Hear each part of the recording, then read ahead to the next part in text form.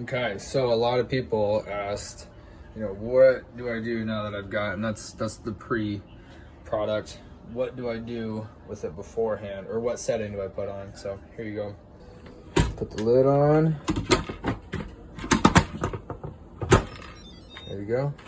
Close, make sure this dude is back there. And then literally all you do is hit rice, and it'll do the rest.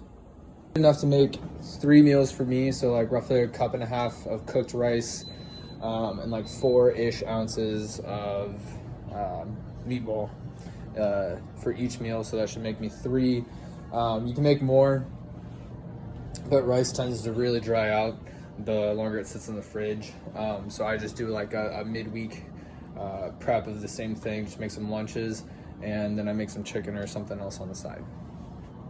Once you let the pressure release, you just turn it off and then take it off, and this is what it looks like.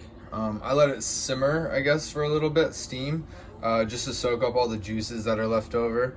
It makes the rice rise quite a bit, and then I literally just make a peace sign, and then I pull it out as is.